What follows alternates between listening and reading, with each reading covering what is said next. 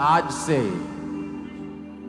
जो लोग बाइबल और प्रेयर सही समय पर राइट अमाउंट में करेंगे, खुदाबंद सपनों से आपसे बात करेगा। आपने नोटिस किया होगा कि जिस दिन, जिस हफ्ते, जिस महीने आप अपनी प्रार्थना की जिंदगी को बेटर करते हैं, शैतान आप पर अटैक करने की कोशिश करता है। आपने नोटिस किया होगा। यह निशानी है कि आपकी प्रेयर्स, आपकी बाइबल रीडिंग, आपकी फास्टिंग उसको ट्रबल दे रही है।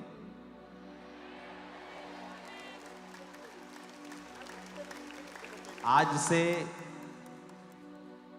पास्टर्स 4 से 5 घंटे प्रार्थना, विश्वासी 3 घंटे प्रार्थना, बाइबल मिला के, सुबह शाम मिला के अगर आपकी है, मैं आपको डेफिनेटली बोलता हूं वो आपसे सपनों में बात करेगा 100%।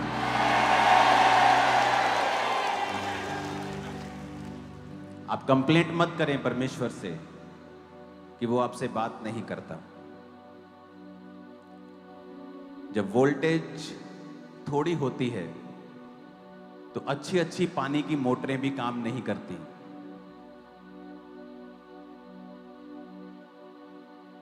जब आप वोल्टेज बढ़ा देंगे, जीवन का पानी आप पा लेंगे। एक जीवन का पानी प्रभु यीशु मसीह है। एक जीवन का पानी है जो आपको रोज चाहिए अपनी जिंदगी में जीने के लिए। एक रेवलेशन की मैं बात कर रहा हूं। आप किधर को जाएं, क्या करें, कैसे करें, वो प्रार्थना और उपवास के बिना और बाइबल रीडिंग के बिना आप नहीं पा सकते। अपने हाथों को उठा के कहो, आज से मैं इन हूं इस काम के लिए। अपने हाथों को उठाओ।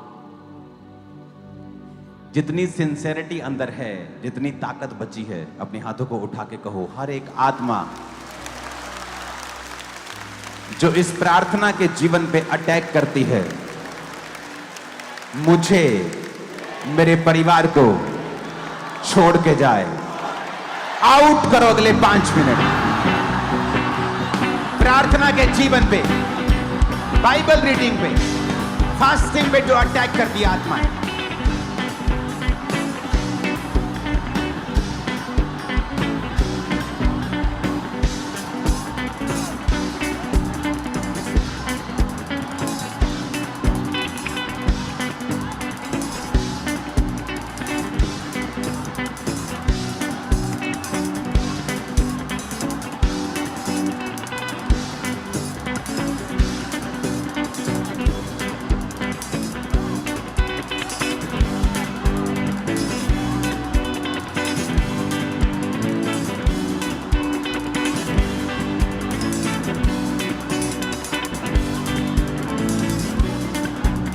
प्रार्थना पे, फास्टिंग पे, बाइबल रीडिंग, पवित्रताई पे जो शैतानी आत्माएं अटैक करती है, आउट करो यीशु के नाम।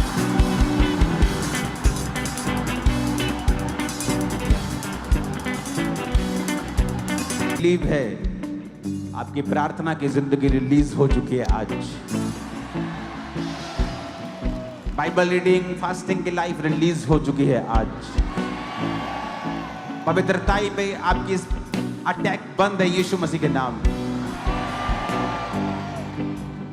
उठाओ अपने हाथों को, अपने कानों पे हाथ रख के कहो, आज जो कुछ मैं सुनूं मैं कभी भूलूं नहीं। ये जीवन के वचन मैं भूलूं नहीं। 100 गुना फलों को लेके आओ। ये गवाहियां जो मैं सुनूं,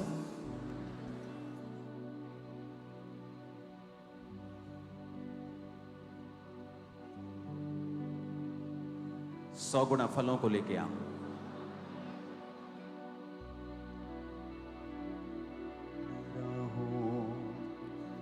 की ज्योति है तू, झरनों का पानी है तू, मीठी कहानी है तू, तू ही तू, तू ही तू, राहों की ज्योति है तू।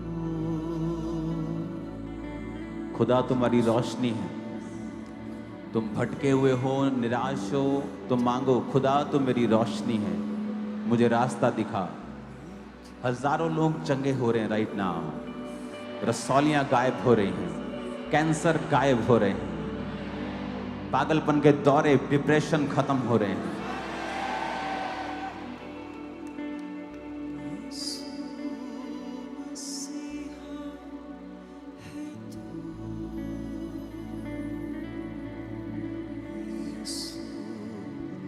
खुदावन भी तू, इब्ने यहोवा भी तू, तू ही तू, तू ही तू। अपने हाथों को उठाओ, जो कुछ आज मैं सुनूं, गवाहियां, वचन, इस 100 गुना फलों को लेके आए।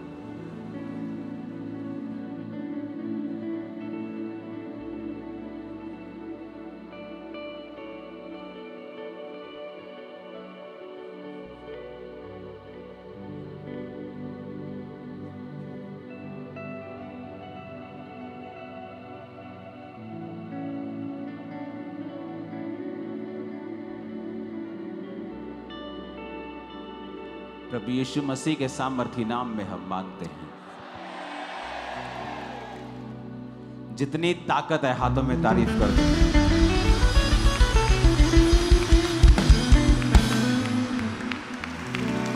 अपने घुटनों पे आओ और अपने पड़ोसी से कहो, ध्यान से सुनना। तू आज अपनी मर्जी से नहीं आया है, प्रभु तुझे लेके आए हैं, तो उसके मकसद को पूरा करना और ध्यान से सुनना उसकी मर्जी क्या है। आमीन। आपका स्वागत है जीवित खुदाबंद की हुजूरी में।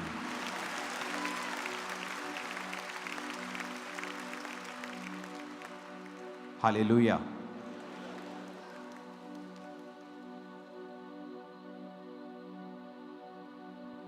प्रभु यीशु मसीह ने बाइबल में एक कंप्लेंट की है। उसने कहा, अन्य जातियों की संतान ज्योति की संतान से ज्यादा चालाक हैं। बैठ जाओ वॉलंटियर्स, खास तौर पे तुम्हारा शोर ज्यादा है, लोगों का कम है। उसने कहा, अन्य जातियों के लोग तुमसे ज्यादा चालाक हैं। उसने एक चोर की प्रशंसा की। उसने कहा, एक चोर ने अपने मालिक के चोरी की ताकि आने वाले दिन उसके अच्छे बीत सकें, लेकिन तुम लोग नहीं जानते अपने पैसों को, अपनी प्रार्थना को, अपने जीवन को परमेश्वर में किस तरह से इन्वेस्ट करना है कि तुम्हारी आने वाली जिंदगी और अनंत जीवन जो तुम्हें मिलना है वो हाई लेवल, आप नीचे भी जिए और ऊपर का जीवन भी जिए।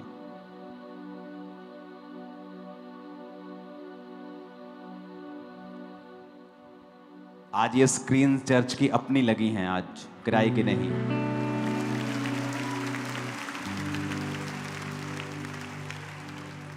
ये करोड़ों रुपए का खर्चा था, 1.5-2 करोड़ का, लाइट्स मिला के 2.5-3 करोड़ का खर्चा होगा। जब ये चर्च की शुरुआत हुई थी, तो जब चर्च ने डिसाइड किया था कि हम जनरेटर लेंगे, क्योंकि किराए पे आता था जनरेटर। आप जानते अमीर विश्वासी क्या बोले, ल नवा जनरेटर लेने दी की लोड़ है, चर्च ਨੂੰ जनरेटर बाय करने दी की लोड़ है। ये मेंटेलिटी थी तब लोगों की। और जब आप अन्य जातियों के प्रोग्राम्स में, उनके शोज में जाते हैं, दुनिया की बेस्ट चीजें वहां लगी होती हैं, और प्रभु के घर के लिए हम उल्टा सोचते हैं। जबकि प्रभु का घर सबसे सुंदर होना चाहिए। आप जानते हैं क्यों लोग यूरोप जाना चाहते हैं, अमेरिका जाना चाहते हैं? वहां की लाइफस्टाइल को देखो। जिंदगी क्या है, अगर आपको मालूम हो जिंदगी की वैल्यू क्या है, तो कभी फॉरेन जाके देखना। आपको जिंदगी की वैल्यू क्या है, लोगों के जब आप जीवन शैली देखेंगे। मुझे गांव में घूमने का बड़ा शौक है फॉरेन में, तो मैं कई बार पैदल घूमता हूं किसी गांव में, ऐसा गांव जो बिल्कुल दूर दराज हो, कोई मुझे जानता ना हो। तो वहां पे शॉप है 5 बजे बंद हो जाती। आप चाहे 500 पाउंड लेके वहां चले जाओ कि मुझे कुछ चाहिए, वो बोलेगा नहीं, मेरा मी टाइम शुरू हो चुका है, मैं अपनी फैमिली टाइम को शुरू कर चुका हूं। इंडिया में अगर आपको 10,000 का सामान खरीदना है, आप किराने वाले को उठा के बुलाते हो, कहीं पाजी 10,000 लेना, ले मैं हुणे ही आया, ला ताला खोलदा हुणे। लाइफ यहां नहीं मालूम कैसे जीनी है, यूरोप में पता है। रीजन क्या? आप जाके देखो यूरोप, मैंने वेनिस की बात की थी, वहां देखो उनके घर इतने सुंदर नहीं होंगे। 800 साल पुराने घर हैं, होटल्स हैं वहां, होटल में बदल गए बड़े बड़े महल। जो बड़े बिगेस्ट महल है, जो आज होटल के कमरे बन चुके हैं, 50-50 हजार रात का किराया है। अब वो होटल देखो, वो भी चर्च के सामने 1% लगेंगे, फीके लगेंगे आपको, चर्च जितनी सुंदर होगी। उन लोगों को परमेश्वर ने बरकत दी है, वहां के मौसम को, वहां की चीजों को, वहां के सिस्टम को। क्यों? क्योंकि उन्होंने एक समय था परमेश्वर को आगे रखा है अपनी लाइफ में। एक शहर में मैं गया, वहां का जो राजा था, वहां जो किंग था, वो क्रिश्चियन था, और उसने अपनी पर्सनल चर्च बनवाई, और इतनी बड़ी चर्च है कि आज लोग वहां पे देखने के लिए, उसको लाइंस में टिकटें लगती हैं उसके देखने के लिए, सिर्फ चर्च को। हर व्यक्ति चर्च के साथ इतना एक्साइटेड था, चर्च के लिए इतना, प्रभु परमेश्वर के कामों के लिए इतना उत्तेजित था, इतना जबरदस्त था। पैसे बोने में, काम करने में उन कोई कोताही नहीं बरती। और परमेश्वर ने कहा, जब तू मेरे घर के लिए जेलसी रखेगा, मैं तेरे जीवन के लिए जेलसी रखूंगा, और किसी को हावी नहीं होने दूंगा तुम पर। पुराने नियम में जब लोग पाप कर रहे थे, तो एक फिनहास लिखा, उसका जो रिश्तेदार था, आकर जो व्यभिचार कर रहे थे उसको मार दिया। अब किया तो कत्ल, लेकिन परमेश्वर ने कहा जो ये पाप कर रहे थे, तब पुराने नियम अलग होता था। आज आप लोगों को मार नहीं सकते।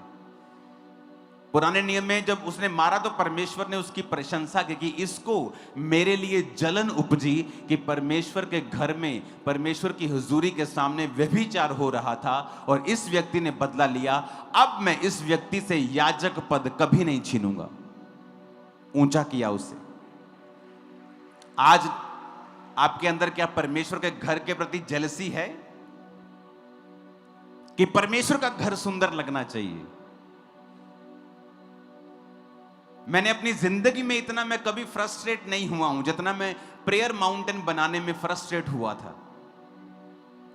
कभी कोई गलती करता था, कभी कोई गलती, ऐसा चाहिए, परफेक्शन में चाहिए, जैसा विजन में आया था वैसा चाहिए। आर्किटेक्ट बहस करते थे, नहीं ऐसा नहीं है। मैंने कहा नहीं ऐसा ही है, और जब वो बना जो परमेश्वर मुझे दिखाया था, आज दुनिया देखती है, मोस्ट ब्यूटीफुल प्लेस है वो दुनिया का। मुझे क्या जरूरत थी अपना रोज लड़ाई करने की? लड़ाई मतलब मुक्के मैं बात नहीं कर रहा हूं, या गालियों की बात नहीं कर रहा हूं, मतलब एक फाइट परमेश्वर की चीजों को बनाने की, उसकी सुंदरता को बनाने की।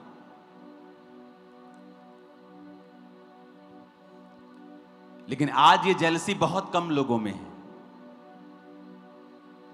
ये परमेश्वर के घर में कोई चीज चाहिए। जब अफ्रीकन, आज दुनिया की जो सबसे बड़ी चर्च है, वहां पे जब लोगों को वचन सुनाया जाता, तो लोग जब सालों साल वचन सुन के, गवाहियां सुन के, वो इतने वचन के जानकार हो गए कि आज जब उस चर्च में अनाउंस किया जाता है कि इतने 100 करोड़ का खर्चा है, तो जस्ट कुछ ही लोग उस खर्चे को सहन कर लेते हैं, क्योंकि लोगों को मालूम हो गया कि परमेश्वर के लिए जब हम कुछ करेंगे तो वो ऐसा कुछ करेगा जो पहले कभी नहीं हुआ था। दाऊद ने अपना पर्सनल सारा गोल्ड बो दिया था, और जब बारी आई परमेश्वर की ब्लेस करने की, सुलेमान ने बुद्धि मांगी, परमेश्वर ने कहा नहीं, बुद्धि भी दूंगा और पैसा भी दूंगा। जब परमेश्वर में कुछ करने की बारी आए तो पूरे दिल से करें, हार्ट से करें, जेलसी से करें। उन देशों को देखो जिन्होंने परमेश्वर को प्रथम रखा था, प्रभु ने उन्हें बेस्ट लाइफस्टाइल दिया है।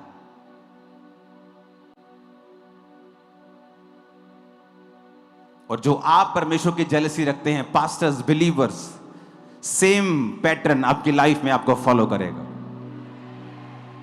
आप बेस्ट लाइफ में जिएंगे यीशु के नाम में। एक टेस्टिमनी को हम सुनेंगे, 2 टेस्टिमनीज को सुनेंगे, उसके बाद हम वचन में चलेंगे। आज ले हैंड होगा बीमारों के ऊपर, पास्टर्स के ऊपर और आप सबके ऊपर भी। आप सबको टच किया जाएगा और मेरा बिलीव है बंधन टूटेंगे और आप प्रभु से बरकत को पाएंगे। लाइफ सेम नहीं रहेगी यीशु मसीह के नाम में। अपोस्टल ये बहुत ही, बाइबल कहती अंधा पुकारता रहा और जीसस ने एक समय सुना और कहा इसे बुलाओ। और वचन कहता है उसके कंधे के ऊपर उसके ऐसे कपड़ा रहता था, भिखारियों के ऐसे।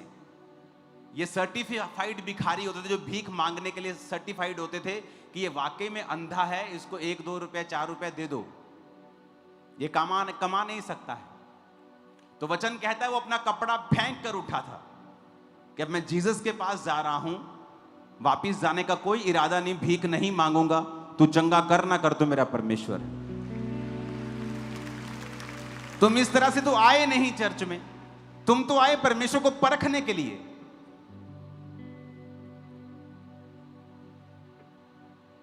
अगर तुम बिलीव, विश्वास के साथ आओ और समझो वचन को। ये 2 टेस्टिमनीज इतनी बड़ी हैं और काफी हैं कि आपको मालूम हो जाए कि यीशु मसीह वाकई में जीवित परमेश्वर। और ये कोई टेम्परेरी पागलपन नहीं था कि एक टेम्परेरी डिप्रेशन का अटैक हुआ, 2-4 महीने में ठीक हो गया, चर्च में आए ठीक हो गया। यह आदमी ठीक था, बस हाथ रखा, चलो प्रभु के पीछे चला गया। सिवियर पागल, मंगता था, गलियों में, दुकानों में घर छोड़ के चला गया, भीख मांग के खाना। पुलिस ने जब पकड़ लिया तो बनारस के पागल खाने में दाखिल किया। फैमिली को मालूम हुआ चर्च के बारे में तो बनारस से छुड़ाया, घर लेके गए, घर से चर्च लेके आए।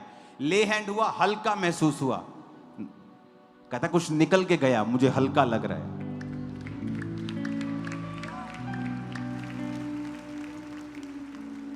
अपनी हाथों को उठाओ, ओ लोगो आचक लवो सबूत के साडा यीशु जिंदा है। लोगो आचक लवो सबूत के साडा यीशु जिंदा है। सुनो, खड़े होकर और नाच कर कहेंगे खुदावंद को, ओ लोगो आचक लवो सबूत के साडा यीशु जिंदा है। लोगो आचक लवो सबूत के साडा यीशु जिंदा है। मेरा यीशु आन बचाउंदा, ते आराम भी देना है। भला तो आचक लवो सबूत के साडा यीशु जिंदा है। लोगो आचक लवो सबूत के साडा यीशु जिंदा है।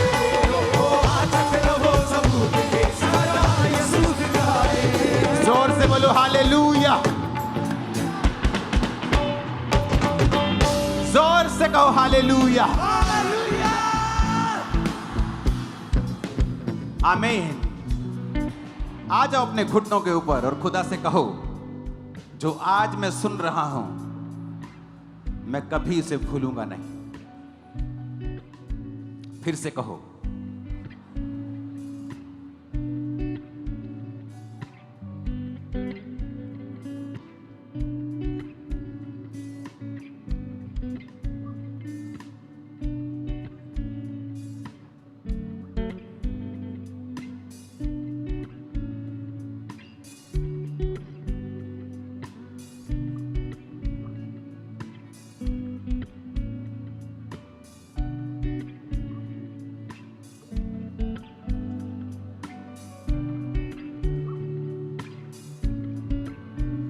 प्रभु यीशु मसीह के सामर्थी नाम में हम मांगते हैं, आज खुदाबंद की प्रेजेंस चर्च में मौजूद है। जितनी तारीफ कर सकते हो करो खुदा।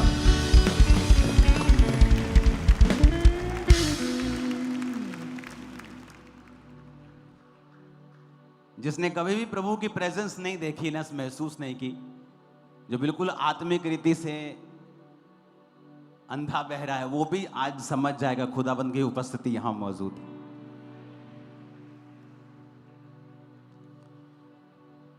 अपने पड़ोसी को बोलो, अगर बुद्धि नहीं तो कुछ भी नहीं।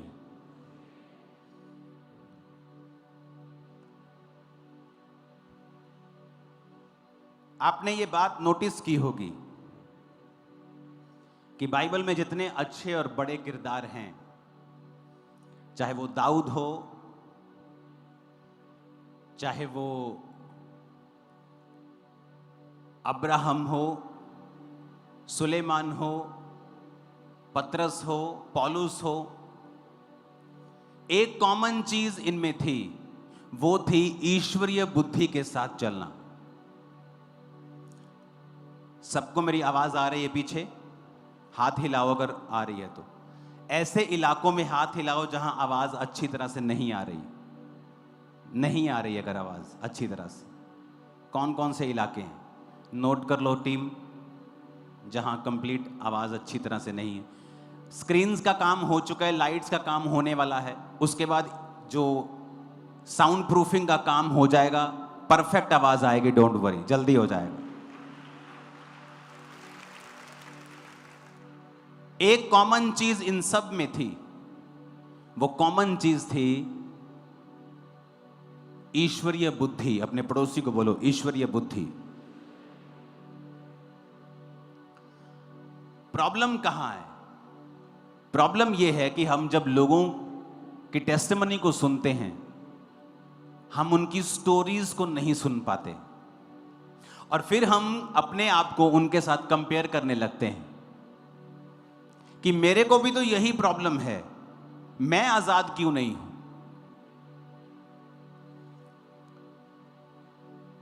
ईश्वरीय बुद्धि का ना होना और जहां विजडम अप्लाई होनी है वहां विजडम अप्लाई ना करना, यह बहुत बड़ा अंतर है कि आप अपनी लाइफ में वो नहीं कर पा रहे जो परमेश्वर करना चाहता है। पीछे स्क्रीन पे कोई स्टिल कर दो, मूविंग मत करना कुछ भी। अगर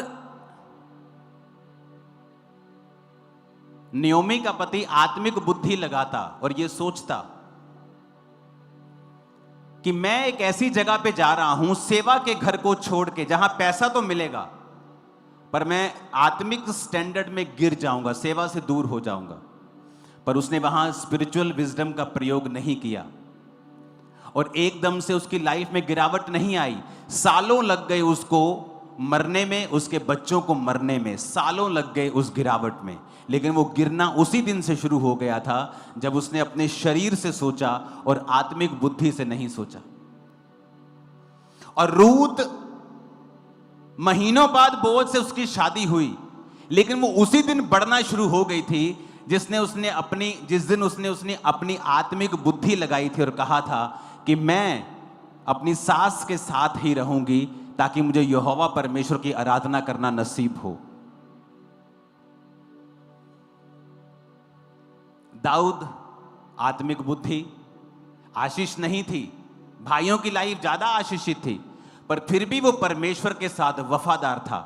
आत्मिक बुद्धि। आज लोग पैसा मांगते हैं, मिनिस्ट्रीज में लोग बोलते, पास्टर्स हमें परमेश्वर रास्तों को क्यों नहीं खोलता? क्योंकि तुम लोग कभी भी टाइथ नहीं बोते हो।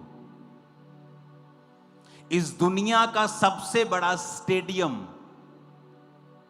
दुनिया का सबसे बड़ा स्टेडियम, लोग बोलते हैं गुजरात में, कोई बोलता है नॉर्थ कोरिया में है। अब रिकॉर्ड ब्रेक होने वाला है। दुनिया का सबसे बड़ा स्टेडियम नाइजीरिया की एक चर्च बना रही है, दुनिया का सबसे बड़ा स्टेडियम। और उस पास्टर की टेस्टिमनी क्या है? वो अपना पर्सनल टाइथ और चर्च का टाइथ दोनों निकालता है। कहता मुझे फिर लोगों की ओर देखने की जरूरत नहीं पड़ती। मैं वफादार खुदा के साथ रहता हूं, उसके पैसों के साथ रहता हूं, और परमेश्वर मुझे सप्लाई देता है और असीमित सप्लाई देता है। कई बार हम परमेश्वर के वचनों को बाय फेथ अप्लाई नहीं कर पाते, जिसकी वजह से आप एक लिमिटेड सोर्स के अंदर रहते हैं। कई पास्टर्स को परमेश्वर सामर्थ्य देता है, थोड़ी सी हीलिंग होती है, तब वो बड़ी बड़ी मिनिस्ट्रीज को अटैक करने लगते हैं। परमेश्वर कहता बस अब मैं तुझे ज्यादा नहीं दूंगा। कई पास्टर्स की लाइफ में हीलिंग का वरदान है, लेकिन उनकी चर्च कभी एक लेवल से ऊपर नहीं जाती, उनकी अनॉइंटिंग नहीं जाती। क्यों? जैसे ही कुछ बड़ा काम वो करते हैं, सेकेंड डे वो दूसरी मिनिस्ट्रीज पे अटैक करना शुरू करते हैं। और प्रभु कहता है अगर मैं तुझे इतना दे रहा हूं और तू अटैक कर रहा है, अगर मैं तुझे ज्यादा दूंगा तू अपने आप को परमेश्वर समझ लेगा। इसलिए मैंने आपको कहा था कि जो सामर्थी लोग हैं वो हर बार जवाब नहीं दे पाते। 100 में से 99 बार, 100 में से कई बार 100 बार भी वो जवाब नहीं दे पाते। क्यों? क्योंकि उन्हें पता है उन्हें सामर्थ्य के काम करने हैं, वो नहीं कर पाएंगे अगर संसारिक लड़ाई झगड़ों में वो फंसेंगे। आत्मा में कोई जवाब देना हो मैं दे दूंगा, लेकिन आप कुछ बोलेंगे कुछ मेरे खिलाफ, उसका मेरे पास कोई जवाब नहीं होगा, क्योंकि मुझे परमेश्वर के सामने सीधा रहना है। ये गवाहियां जो आज आई हैं, ये मेरा जवाब है उन लोगों के लिए जो खुदा यहां कर रहा है। ये जवाब है उन लोगों के लिए कि क्या तुम्हारी जिंदगी से ऐसा कर रहा है परमेश्वर? अगर नहीं कर रहा है तो सुधर जाओ। हालेलुया। आत्मिक बुद्धि हर जगह आपको लगाई हुई मिलेगी जहां बड़ा मिरेकल हुआ होगा, जहां भी परमेश्वर का हाथ आया होगा। आपने नोटिस किया होगा उसके पीछे एक स्पिरिचुअल विजडम थी जो अप्लाई की गई थी।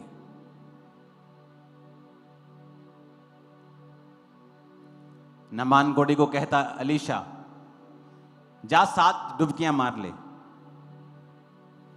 आत्मिक बुद्धि से नहीं सोचा, शारीरिक बुद्धि से सोचने लगा, भाग गया। उसका सेवक कहा कितनी मुश्किल बात है, कर ले तो। आत्मिक बुद्धि लगाई, वो किया, बच्चे के समान स्किन होकर वापस आ गया। जब भी आपको परमेश्वर का हाथ चाहिए, आपको आत्मिक बुद्धि लगानी पड़ेगी वहां। शारीरिक बुद्धि नहीं, किसी को बताना नहीं, मेरी जॉब खतरे में आ जाएगी। चर्च में जाते हैं, मिरेकल भी हो गए, बपतिस्मा नहीं लेना, शादी कहां करेंगे? तुम एक मूर्ख हो, परमेश्वर की निगाह में तुम मूर्ख हो। संसारिक दृष्टि से तुम बुद्धिमान हो, सियानपना चल रहे हो, पर परमेश्वर के सामने तुम एक मूर्ख हो। जब तुम आत्मिक बुद्धि लगाओगे तभी परमेश्वर का हाथ तुम्हारे ऊपर प्रकट होगा।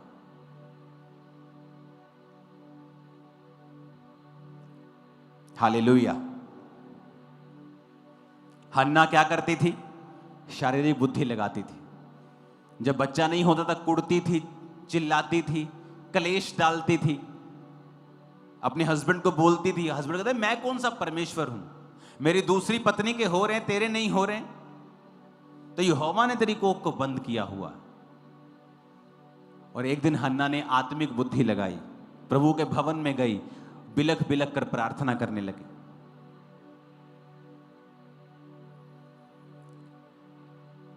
पहला शमूएल 1:11 में लिखा, उसने मन्नत मानी। सुनो ध्यान से, किसी को अपनी लाइफ की शर्मिंदगी खत्म करनी है। लोग बोलते हैं गरीबी श्राप है क्या? इसका सीधा आंसर नहीं है बाइबल के मुताबिक। आप गरीब जन्मे हो यह श्राप नहीं है, पर गरीबी में मर जाना यह श्राप है। बीमार हो श्राप नहीं है, लेकिन जीसस ने तुम्हारी बीमारियों के लिए कोड़े खा लिए हैं, तो बीमारी में मरो मत। गरीबी अच्छी चीज नहीं है, अगर है तो इसका मतलब यह नहीं तुम श्रापित हो। लेकिन अगर वो बाप दादाओं से चलती आ रही है, रीजन क्या?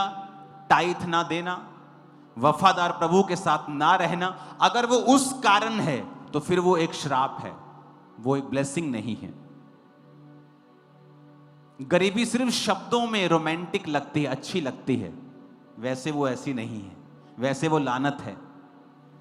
अगर हम उसे श्राप नहीं समझेंगे तो कभी बाहर नहीं आ पाएंगे। हमें रिकॉग्नाइज करना होगा कि अगर कोई विश्वासी बीमार है तो इसका मतलब यह नहीं है कि परमेश्वर उसके संग नहीं है, लेकिन इसका मतलब यह भी नहीं है कि वो अपनी हीलिंग के लिए प्रार्थना ना करे। अगर कोई गरीब है तो इसका मतलब यह नहीं वो श्रापित है, इसका मतलब यह भी नहीं है कि वो अपनी गरीबी से बाहर आने के लिए प्रयत्न ना करे। अगर एक विश्वासी गरीबी से बाहर आएगा तो वो खुदा के काम करेगा, और शैतान ये बात जानता है। इसलिए वो विश्वासी को ये एक्सप्रेशन देना चाहता है कि तुम अच्छे हो, गरीब हो। कितने मेरी बात को समझ रहे हैं? ये एक बैलेंस मैसेज है, आत्मिक लोग इसे समझ पाएंगे। हालेलुया।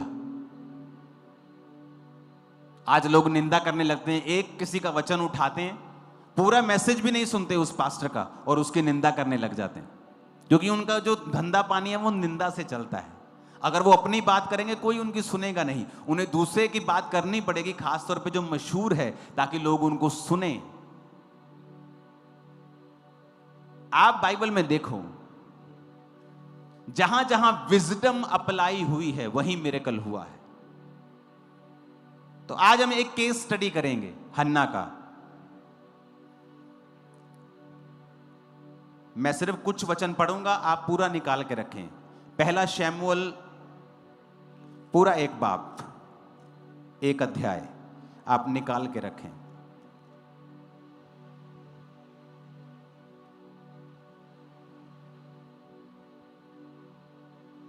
आठ आयत में लिखा, उसके पति एल्काना ने कहा, हे हन्ना, तू क्यों रोती है और खाना क्यों नहीं खाती? क्या मैं तेरे लिए 10 बेटों से अच्छा नहीं हूं? तेरा मन क्यों उदास है? शीलो में हन्ना खाने और पीने के बाद उठी और यहोवा के मंदिर में जाके एक बाजू के पास एलिया जो कुर्सी पर बैठा था, मन में व्याकुल होकर यहोवा से प्रार्थना करने और बिलख बिलख कर रोने लगी और यह मन्नत मानी। ये केस स्टडी कर रहे हैं आज हम। विजडम अप्लाई हुई है, आत्मिक बुद्धि। यहूदी जो थे उन्हें एक बात मालूम है कि परमेश्वर मन्नतों को तुच्छ नहीं जानता, कि प्रभु अगर तू मेरा यह काम करे। बहुत से लोग मन्नत मांगते हैं, अगर तू मेरी मनपसंद जॉब मुझे दे, मैं ये पहली सैलरी तुझे दूंगा, मैं टाइट तुझे दिया करूंगा।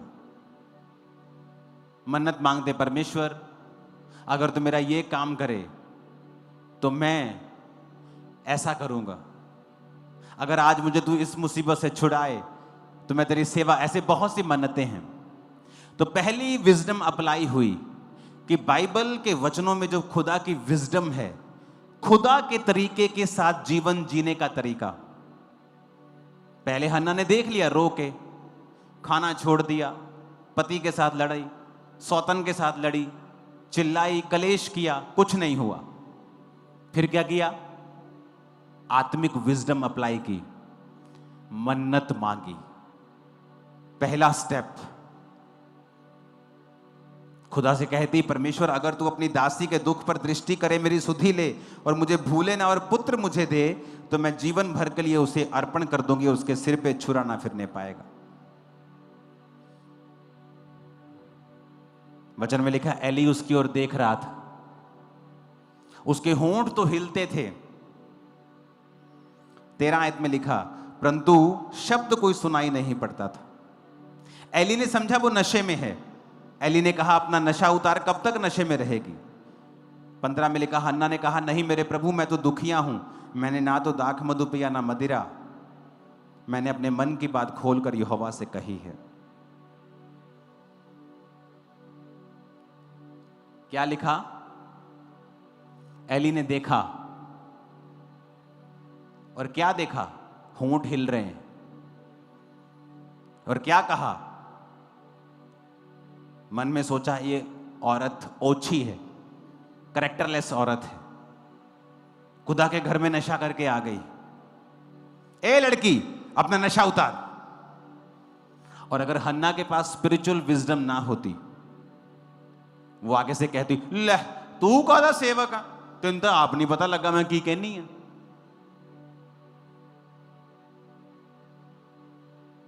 एक सेवक एक आदमी भी है,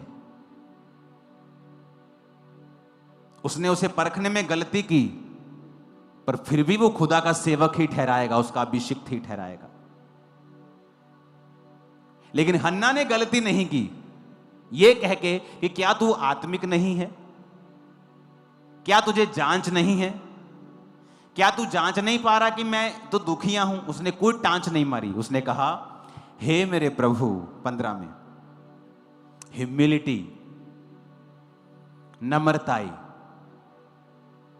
किसी वॉलंटियर ने गलती कर दी, आप वीडियो बनाने लग जाते हैं क्योंकि आप नम्र नहीं हैं, आपके अंदर स्पिरिचुअल विजडम नहीं है, आपको प्रभु के घर की इज्जत की, प्रभु की इज्जत की, अपनी इज्जत की कोई परवाह नहीं है। हन्ना ने कहा, मेरे प्रभु मैं तो दुखिया हूं, ना मैंने शराब पी ना दाख मधु, पर मैंने मन खोल के अपनी बात यहोवा से कही। मुझे ओछी स्त्री ना जान, मैंने शोकित होने और चिढ़ाए जाने के कारण ये सब कहा है। एली ने कहा, कुशल से चली जा, इज़राइल का परमेश्वर तुझे मन चाहा वर दे। चाहे उसे परखने में गलती लग गई, पर उसके शब्द अभी भी पावरफुल हैं, और जैसे ही उसने ये शब्द कहे, कुछ ही हफ्तों में हन्ना प्रेग्नेंट थी।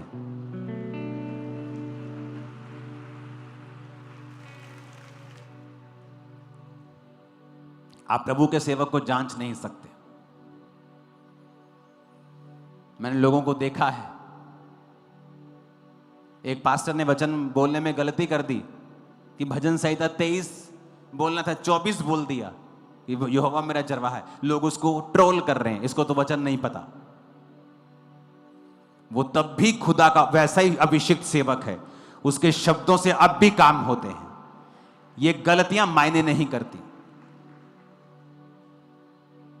क्योंकि वो एक शरीर में भी है। कितने मेरी बात को समझ रहे हैं? ये है स्पिरिचुअल विजडम, सबके पास नहीं है, इसीलिए तो सब इफेक्टिव नहीं है खुदा के राज्य के लिए। सब रूहें नहीं बचा पाते, इतनी सब इतना काम नहीं कर पाते। डिपेंड करता है आपके अंदर प्रभु की विजडम कितनी है। नेक्स्ट कहते, तेरी दासी तेरी दृष्टि में अनुग्रह पाए, और वो चली गई। क्या हुआ उसके बाद? वो प्रेग्नेंट हुई।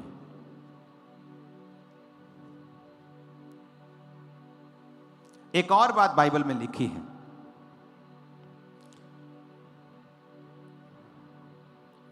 21 आयत में उसका पति हर साल जब भवन में जाता था तो फिर वो चला। जब शैमूएल हो गया तो हन्ना कहती, मैं अभी खुदा के घर में नहीं जाऊंगी, क्योंकि मैंने इसे अर्पण करना है, इसका दूध छूटने तक मैं नहीं जा, मुझे अच्छा नहीं लगेगा मैं घर में उसके जाऊं और इसको खाली वापस ले आऊं। Spiritual wisdom.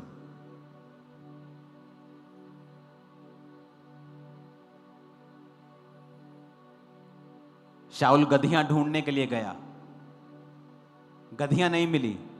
उसके सेवक ने कहा, यहां एक नबी रहता है, चलें उसके पास। कहता, हमारे पास कुछ देने के लिए नहीं है। शाऊल क्यों चुना गया? उसके अंदर एक स्पिरिचुअल विजडम थी कि अगर परमेश्वर के घर में, परमेश्वर के दास के सामने जाना है तो खाली हाथ नहीं जाना। उसके दास की कोई डिमांड नहीं है। इसहाक ने कहा, जा बेटा, मेरे मन पसंद का खाना मुझे बना के दे, तब मैं तुझे आशीर्वाद दूंगा। इसहाक कोई गरीब इंसान नहीं था, खरबों का मालिक था। ऐसे वो 50 तरह के खाने बनवा सकता था, लेकिन ये एक स्पिरिचुअल विजडम है कि जब आप फादर की लाइफ में बोते हैं, आप कुछ लेते हैं उससे। जहां भी काम हुआ स्पिरिचुअल विजडम अप्लाई हुई होगी, चेक कर लेना बाइबल में। हालेलुया। तो शाऊल चांदी का टुकड़ा लेके नबी के सामने गया।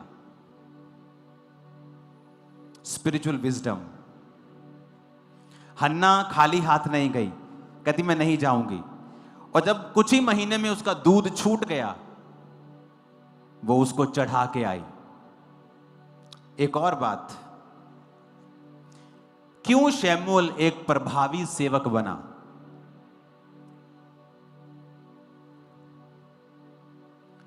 बाइबल कहती एली जो सेवक था उसके लड़के लुच्चे थे, बाइबल कहती, और वो चर्च की औरतों के साथ व्यभिचार करते थे। एली ने उनको डांट कर उनकी ड्यूटी से उन्हें नहीं हटाया, पर शमूएल ने कभी भी एली को बुरा भला नहीं कहा। Spiritual wisdom. प्रभु ने एली का न्याय किया, गॉड्स जजमेंट। हर साल हन्ना और उसका पति उस भवन में आते थे जिस तरह पहले आते थे। हन्ना का बेटा वहां पे था, पर हन्ना ने 3 महीने में उस परमेश्वर के घर को विजिट नहीं किया। आज लोग परमेश्वर के घर में अपना बच्चा दे देंगे, हर 1 महीने में फोन करेंगे, ठीक है तू ठीक है, तुमने रोटी मिलती है? कि कब आपका वीक मोमेंट आए और आपको सेवा से दूर कर लिया जाए। बड़े से बड़े बिलियनर्स की लाइफ में भी वीक मोमेंट्स आते हैं। एलिया की लाइफ में भी वीक मोमेंट आया जब वो मौत मांगने लगा। पतरस की लाइफ में वीक मोमेंट आया जब उसने प्रभु का इनकार कर दिया।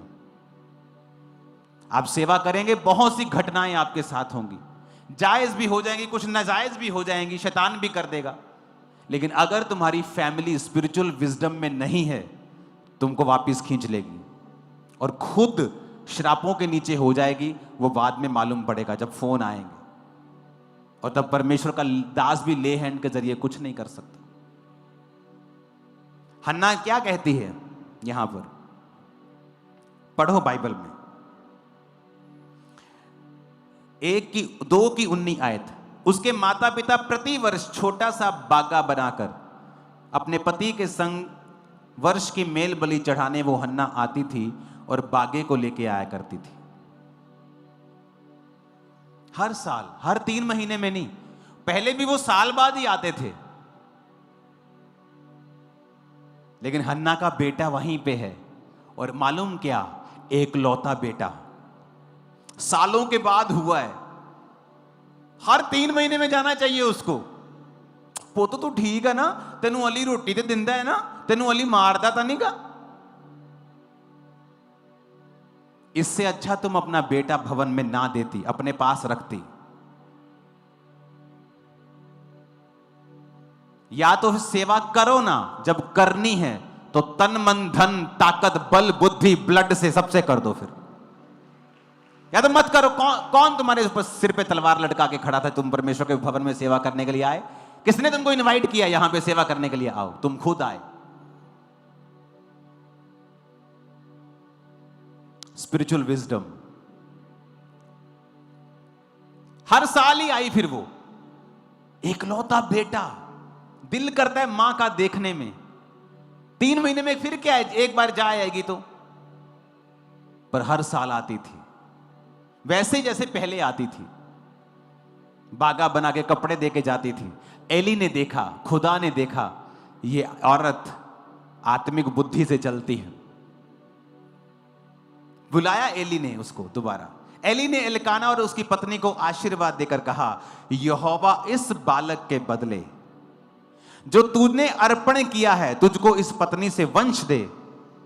तब वो चले गए।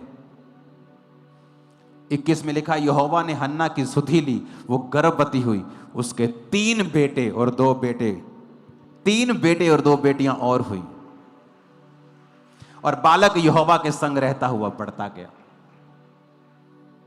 एक बार स्पिरिचुअल विजडम अप्लाई की, बेटा हो गया। फिर उसको अप्लाई किया, रोज रोज उसका पता लेने नहीं गई, हाय मेरा पुत्र, हाय मेरा बेटा ठीक तो है ना, एली के पुत्र लुच्चे हैं, कहीं मारते तो नहीं उसको। अरे यहोवा के घर में तुमने भेजा है, जिसके घर में भेजा है वो संभाल लेगा तुम्हारे बेटों को। स्पिरिचुअल विजडम सबके पास नहीं है। एली के अंदर एक कमी थी, अपने बच्चों को सुधारा नहीं उसने, लेकिन फिर भी शमूएल उसके अधीन था। और सोचो, जो परमेश्वर के सामने निष्कलंक होकर चलना चाहे, उसके अधीन आपको कितना होना चाहिए। और वचन क्या कहता है, यहोवा ने फिर उसकी सुधि लेकर उसको 3 बेटे और 2 बेटियां और दी। Spiritual wisdom.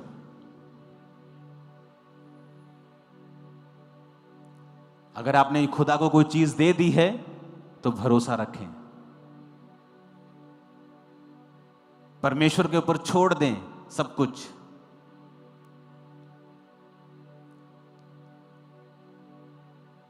कहते हैं ना, जड़ी औरत 24 घंटे अपने पेके ना जुड़ी रहे फोन ते, वो कदी अपने सोहरे च खुश नहीं रह सकती। ये सच बात है, सच बात है। ये मैं आपको बता सकता हूं, सच बात है ये। जब आप एक हस्बैंड वाइफ बनते हैं तो मैं और मेरी वाइफ, हमारे बीच में ना तो मेरे माता पिता हैं ना उसके माता पिता हैं। हम दोनों सबसे पहले अपने लिए हैं, उसके बाद हमारे माता पिता हैं। क्योंकि वीक मोमेंट आएंगे। पुराने टाइम में डाइवोर्स बहुत कम होते थे, बहुत कम। कहीं लड़की का डाइवोर्स हो जाए तो न्यूज होती थी कि हाय उस लड़की का डाइवोर्स हो गया। उसके कुछ नेगेटिव इफेक्ट भी थे कि हस्बैंड का परिवार मारते थे लड़की को, सोहरा परिवार तंग करता था, जबरदस्ती काम करवाते थे, बड़ी तसीद देते थे। साइड इफेक्ट भी थे, लेकिन घर बना रहता था। क्योंकि अगर हर टाइम आप फोन पे, अगर मैं अपनी मम्मी के साथ 24 घंटे जुड़ा रहूं, मेरी वाइफ के साथ मेरी बन नहीं सकती। और प्रभु ने तुमसे कहा है, तुम सबसे पहले स्थान अपनी पत्नी और अपने पति को दोगे। तुम अपने पति और पत्नी के साथ, लिखा पति पत्नी एक मन होंगे, एक तन होंगे, और माता पिता से अलग, यानी अब वो प्रथम हैं, अब आप एक हैं। आपके माता पिता उसके बाद, आपके बच्चे उसके बाद आते हैं। आपके बच्चे, आजकल तो बच्चे शैतानी घर में कलेश करवा देते हैं, माता पिता का कलेश बच्चे ही करवा देते हैं। क्यों? क्योंकि शुरू से एक बच्चा मां का फेवरेट है और एक बाप का फेवरेट है। जब फेवरेटिज्म शुरू बचपन में हो जाएगा, जब वो बड़े होंगे, वो घर कलेश से भरा होगा। आपके बच्चे माता और पिता दोनों से प्यार करने वाले होने चाहिए। चाहे 4 बच्चे हैं, माता पिता के सभी फेवरेट होने चाहिए।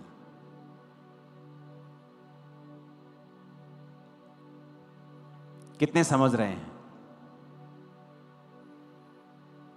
आप इग्नोर नहीं कर सकते किसी बच्चे को। ये संसारिक बुद्धि की बातें हैं, और जहां आत्मिक बुद्धि लगाई गई वहां खुदा का हाथ आया। सेंस क्या कहती है कि मेरे पास इतना नहीं है कि मैं परिवार का गुजारा करने के बाद टाइथ दे सकूं। स्पिरिचुअल विजडम क्या कहती है कि मुझे पहले टाइथ निकालना है, बाद में देखी जाएगी, खुदावंद इंतजाम करेगा। एक दिन आएगा आपके पास बहुत आयत से होगा। Spiritual wisdom. शमूएल क्यों एक अच्छा नबी बन पाया? क्योंकि फैमिली पीछे टांगे खींचने वाली नहीं थी। इमेजिन करो, यहां शमूएल रहता है, उसी घर में एली रहता है जो बूढ़ा हो चुका है, आंखों से कम दिखता है। उसके 2 बच्चे हैं और दोनों व्यभिचारी हैं। जो भवन की सफाई करने वाली औरतें थी, उनके साथ वो व्यभिचार करते थे।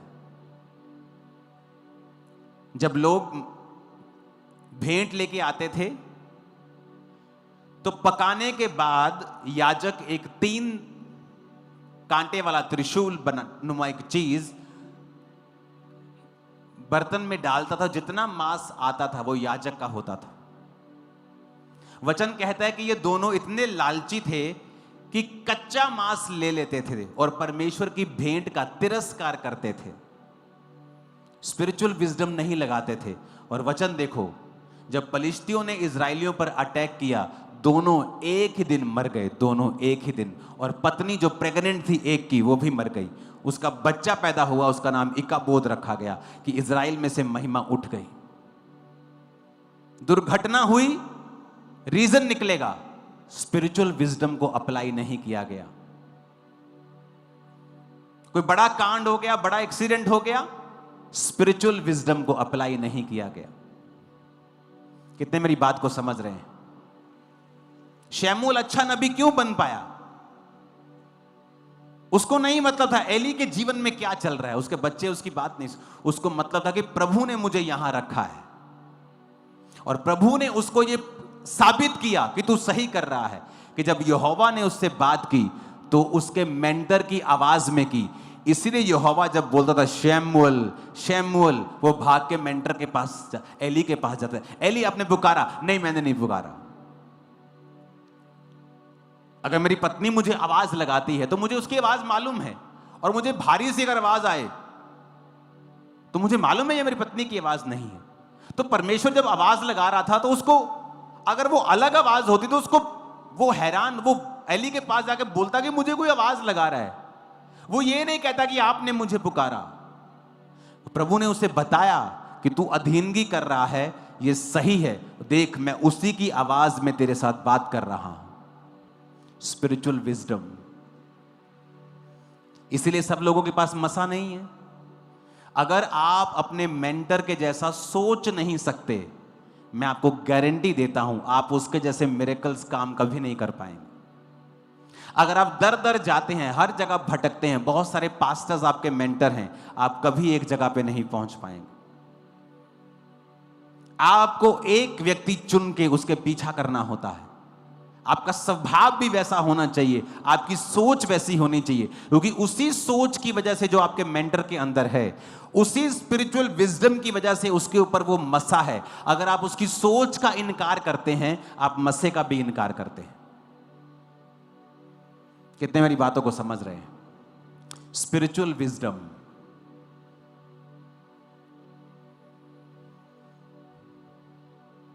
लड़ाई झगड़ों में ना पड़ना, स्पिरिचुअल विजडम। जब मैं परमेश्वर में आया तो मेरा बिजनेस था टाइल्स का। आज बहुत से लोग हैं, अगर आप नडाला बेगोवाल की साइड पे चले जाएं, जिन्होंने हमारा लाखों रुपया देना है। आज मेरे पास पावर है, सरकार में पहुंच है, मैं पैसा वापस ले सकता हूं। मैं लड़ाई झगड़े में नहीं पड़ा तब, क्योंकि मुझे प्रभु का काम करना था। स्पिरिचुअल विजडम, प्रभु को आगे रखना, स्पिरिचुअल विजडम, आत्मिक बुद्धि है। तुम्हें कोई परवाह नहीं है कि कोई तुम्हें व्यभिचार करते देखता है, क्योंकि तुम्हारे अंदर परमेश्वर की जलन नहीं है। तुम्हारे अंदर कोई शर्म नहीं है कि 4 लोग भी अगर जानते हैं तुम एक व्यभिचारी हो, तुम्हारे अंदर, क्योंकि आत्मिक बुद्धि नहीं है। वही फैमिली जो अपने बच्चों को भेजती है, जब वापस लेती है और दुखी होती है, स्पिरिचुअल विजडम की कमी की वजह से वही सफर करती है। शमूएल एक अच्छा नबी क्यों बन पाया? क्योंकि उसने अपना पूरा टारगेट, अपना पूरा सिस्टम उसने परमेश्वर में रख के चलाया। कितने मेरी बातों को समझ रहे हैं? हमें यह बात समझनी होगी।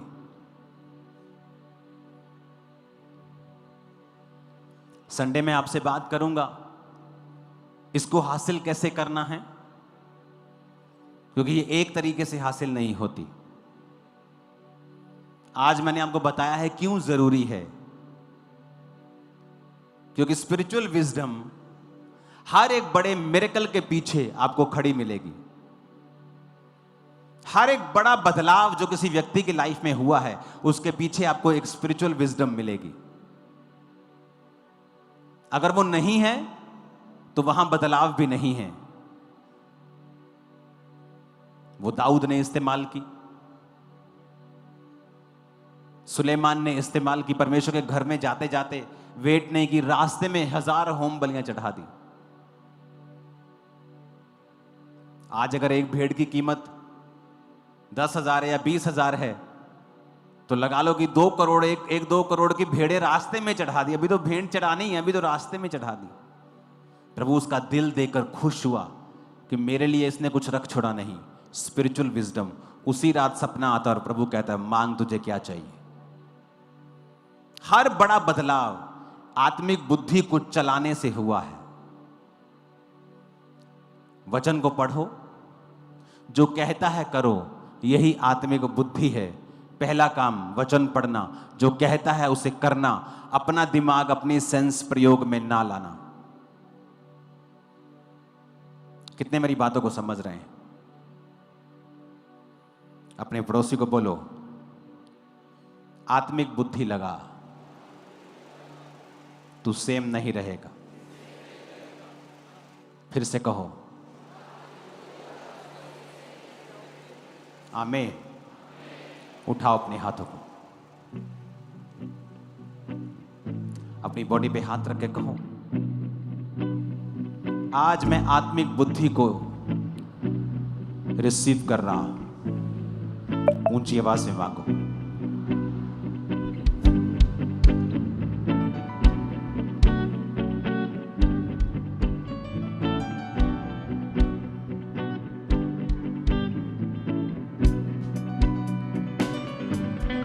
उठाओ अपने हाथों को, सब जन खड़े हो जाओ। आज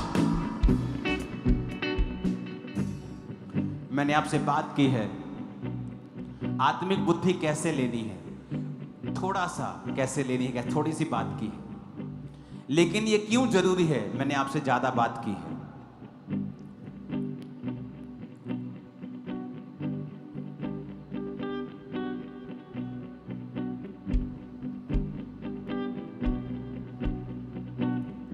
अपने हाथों को उठाओ,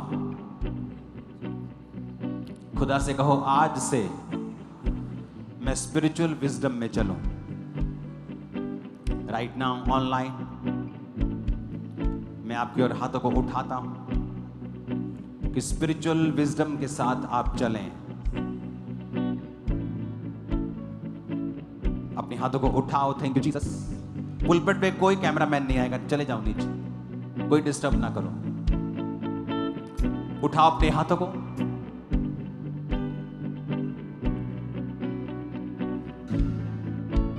अपनी बॉडी पे हाथ रख के कहो, आज से मैं आत्मिक बुद्धि में चलूंगा, क्योंकि उसी में बरकत है, उसी के पीछे मिरेकल है, उसी के पीछे मसा है, उसी के पीछे अनॉइंटिंग है, फ्यूचर उसी के पीछे। उठाओ हाथों को। हम प्रार्थना करेंगे उन लोगों के लिए जो दुष्ट आत्माओं के इन्फ्लुएंस के नीचे हैं, और आप जहां भी होंगे खुदा का रूह आपको छुएगा। वॉमिटिंग से, पसीने से, कैसे भी वो दुष्ट आत्मा आपको छोड़ के जाती रहेगी। उठाओ अपने हाथों को।